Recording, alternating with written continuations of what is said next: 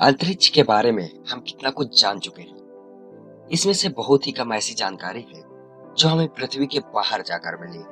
धरती पर से ही ऐसी जानकारी हासिल करना बहुत ही गहरे शोध का विषय है। यह सैकड़ों सालों से जमा की गई जानकारी का ही नतीजा है कि हम अपने ब्रह्मांड के बारे में इतना कुछ जान चुके हैं। इस ज्ञान के पीछे सबसे अधिक योगदान टेलीस्कोप का है।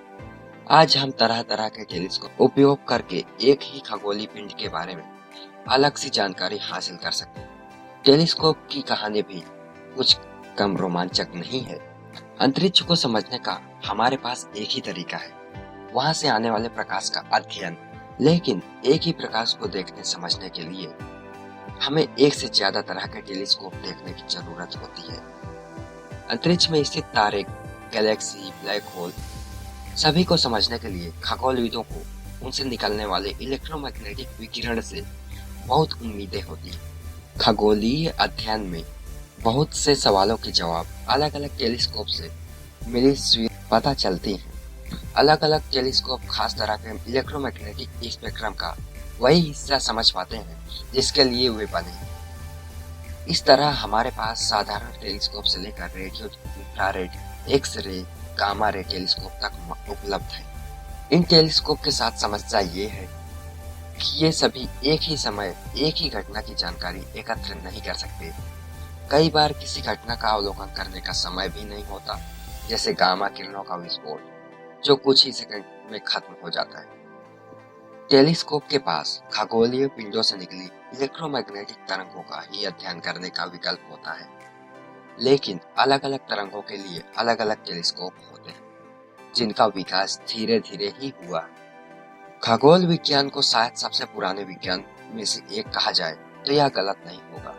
सैकड़ों सालों से इंसान अपने प्रकाश के तारों का अध्ययन बिना किसी उपकरण के करता रहा और बहुत सी जानकारी हासिल करने में कामयाब भी रहा। लेकिन सबसे पहला टेलीस्कोप ऑप्टिकल टेलीस्कोप ही था जो आज से 400 साल पहले बनाया गया था। इसे गैलीलियो ने 1570 में बनाया था, जिसकी वजह से बृहस्पति के 4 प्राकृतिक उपग्रह खोजे जा सके थे। यह टेलीस्कोप भी प्रकाश का केवल वही हिस्सा देख सकता था जो हम देख सकते थे, लेकिन इससे दूर की चीजें पास दिख सकती थी। ऑप्टिकल टेलीस्कोप में सुधार हुए और ये लंबे होते चले गए और इनकी लंबाई 140 फीट तक पहुंच गई। लेकिन 17वीं शताब्दी में न्यूटन ने रिफ्लेक्टिंग टेलीस्कोप बनाकर टेलीस्कोप को लंबा होने से रोक दिया। आज अंतरिक्ष में स्थापित हबल टेलीस्कोप दुनिया का बेहतरीन ऑप्टिकल टेलीस्कोप है। इसके बाद रेडियो तरंगों की खोज के बाद रेडियो टेलीस्कोप ने अंतरिक्ष से आने वाली रेडियो तरंगों को पढ़ना शुरू किया। रेडियो टेलीस्कोप बड़े आकार के होते हैं क्योंकि उन्हें आसपास की रेडियो तरंगों से बचना होता है, जिसे रेडियो नॉइस कहते हैं। इसके बाद इंफ्रारेड टेलीस्कोप की बारी आई, लेकिन धरती पर ये नहीं लगाए जा सकते क्योंकि हमारा वायुमंडल इनके लिए बहुत सी बाधाएं पैदा करता है।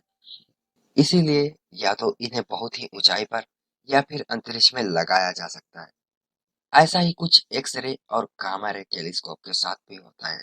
1970 में अमेरिका ने पहला एक्स-रे टेलीस्कोप अंतरिक्ष में स्थापित किया, जबकि उससे पहले ही साल 1961 में पहला गामा रे टेलीस्कोप अंतरिक्ष में भेजा गया था। अलग अलग टेलीस्कोप अलग अलग तरह की घटनाओं की जानकारी देते हैं।